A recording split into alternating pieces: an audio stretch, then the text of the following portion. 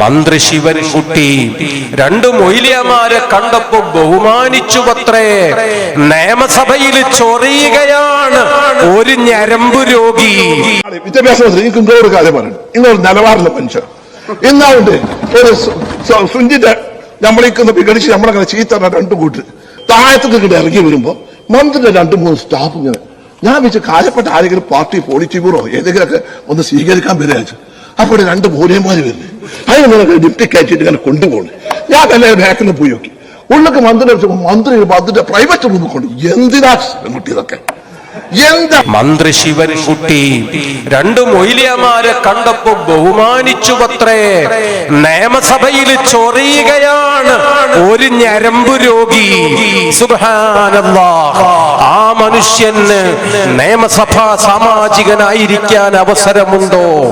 ഉള്ളിലുള്ള മാലിന്യം ഇങ്ങനെയൊക്കെ ഒരു മനുഷ്യൻ വിസർജിച്ചാൽ അങ്ങനെ ഛർദിക്കുന്ന ആ ജീവി മനുഷ്യന്മാരെ കൂട്ടത്തിൽ പെടുമോ ഇല്ലേ എന്ന് ആലോചിക്കണം മുസ്ലിമീങ്ങളെ. 2 ആലിമീങ്ങളെ ഒരു മന്ത്രി ബഹുമാനിച്ചത്രേ. അങ്ങോട്ട് ചെയ്തപ്പോ എന്നപ്പോ കൈപിടിച്ചുവത്രേ, സ്വീകരിച്ചുവത്രേ. എനിക്കതിൽ പ്രതിഷേധമുണ്ടെന്ന് ഉളുപ്പില്ലാതെ നിയമസഭയിലങ്ങ് തുറന്നടിക്കുന്ന ജീവി, ആ ജീവിയുടെ തൊലിക്കട്ടി കണ്ടാമൃഗത്തെക്കാൾ അപ്പുറമല്ലേ? അത് ചെരുപ്പ് നിർമ്മിക്കാനോ അതിലുമപ്പുറം അങ്ങനെ മറ്റെന്തെങ്കിലുമൊക്കെ ഉപയോഗിക്കാൻ പറ്റുന്ന അത്രയും കനത്തിലല്ലേ എന്ന് മലപ്പുറത്തെ മുസ്ലിമീങ്ങൾ ആലോചിക്കണം. ഇങ്ങനെയൊക്കെ അറിയാതെ വന്നു പോകുന്നത്